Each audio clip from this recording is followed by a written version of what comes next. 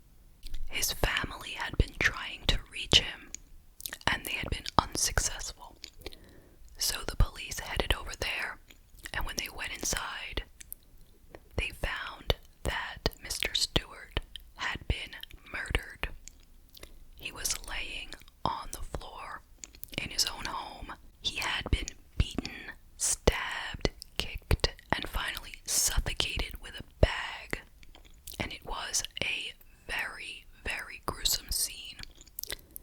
His truck was also missing. So right away, the police feared for Morgan's safety. So they put out an Amber Alert in hopes of finding her. And it didn't take long for the police to find the car. The Mr. Stewart's missing truck was spotted by police in El Paso, Texas. And the truck was pulled over, and in the truck was Toby, Morgan, and a hitchhiker. So they took Toby and Morgan into the police station for questioning. They were questioned separately.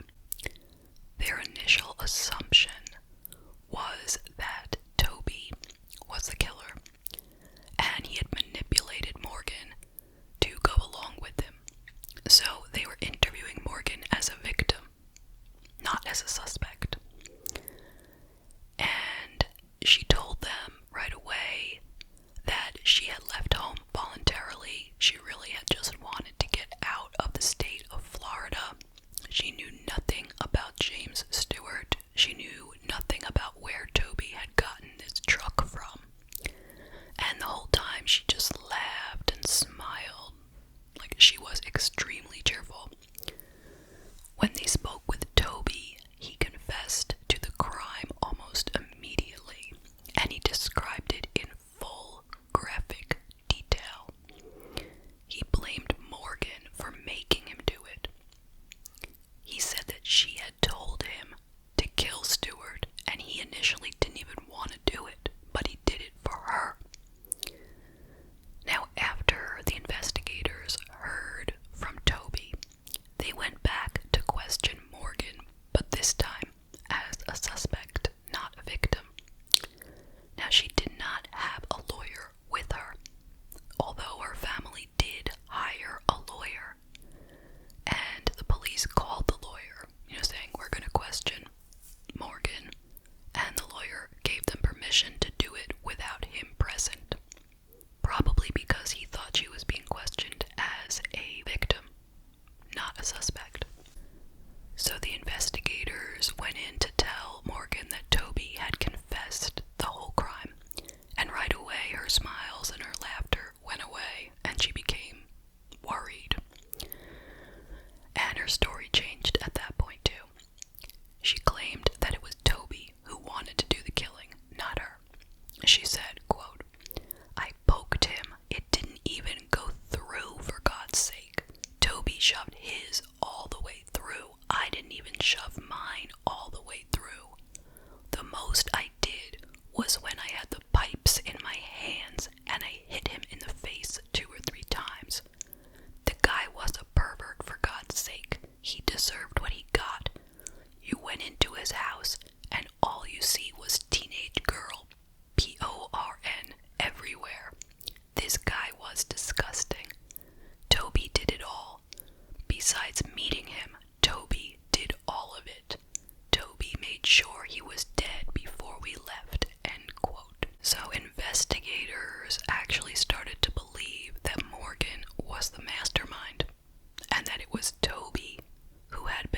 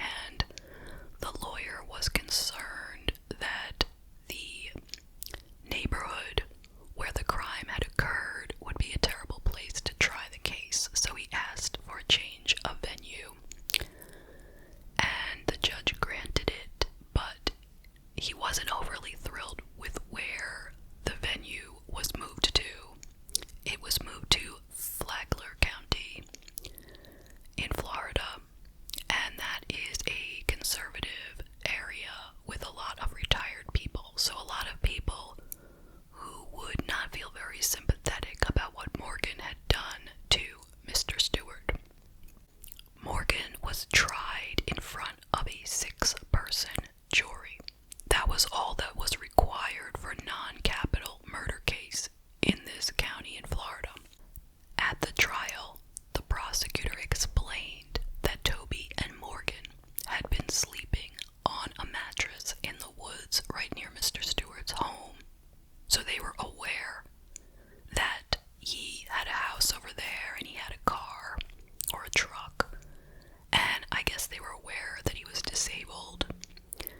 So on April 25th, Morgan came up with a plan to get inside his house and see what he had worth stealing. So she went alone to his door.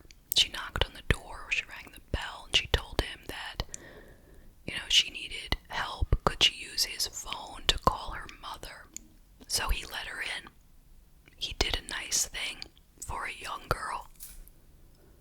She came in, she used the phone. She didn't call her mother, she called her broken cell phone, which explains why his phone number was the one that had been the last phone that had called her cell phone, if that made any sense. So, while she was there using the phone, she looked around. Looked good. So later that day, she and Toby came back. They entered through a door that was unlocked. Now remember, he was hard of hearing too, so maybe he didn't even hear them at first. And then they approached him. Toby had taken a knife from Mr. Stewart's kitchen, and Morgan had two metal pipes in her hands. So Toby held up the knife and told Mr. Stewart to give him the keys to the car. They were going to take the car.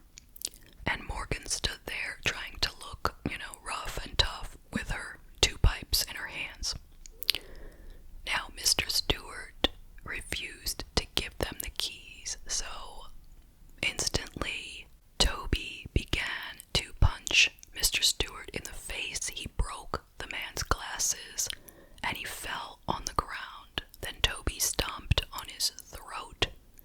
Then he started stabbing him in the chest. Then Morgan started hitting him repeatedly with the pipe.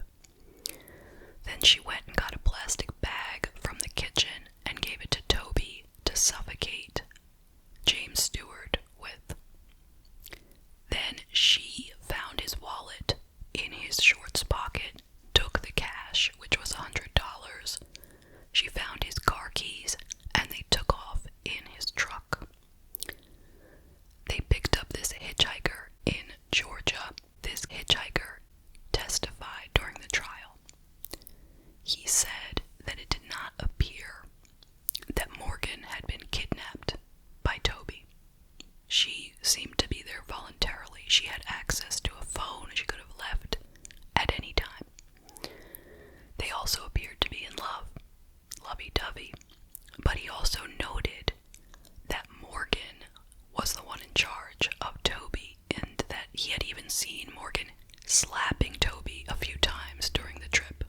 He also told the jury that Morgan was pretty happy, smiling. She didn't seem distressed during the time they were together. The jury got to watch Morgan's original interview with the investigator, the one where she said that the guy deserved to be killed because he was a pervert. So they saw all of that footage, which did not make her look very sympathetic.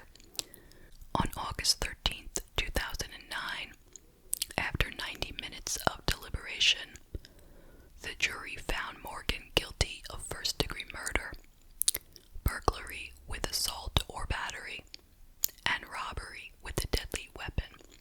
She was sentenced to life in prison without the chance of parole. She couldn't have been given the death penalty due to her age. Now, in 20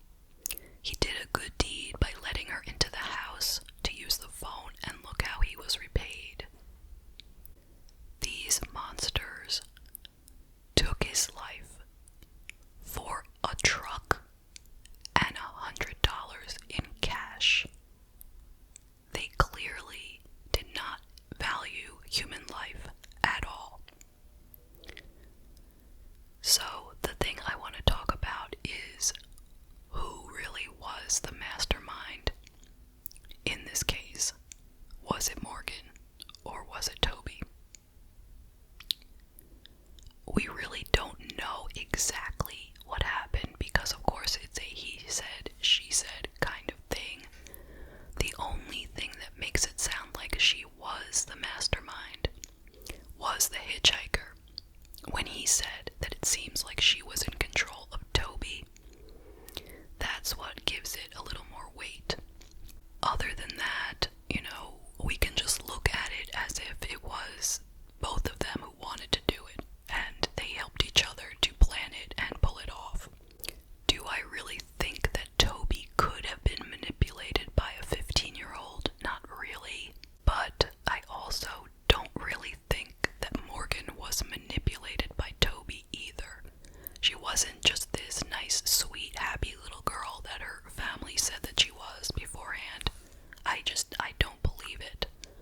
So I really feel like they were equally guilty of the crime. But then the next question is, did Morgan deserve to get life in prison with no chance of parole? Since she was only 15, do we believe that she could be rehabilitated? I mean, sure, she could. Luckily for her, she does now have a chance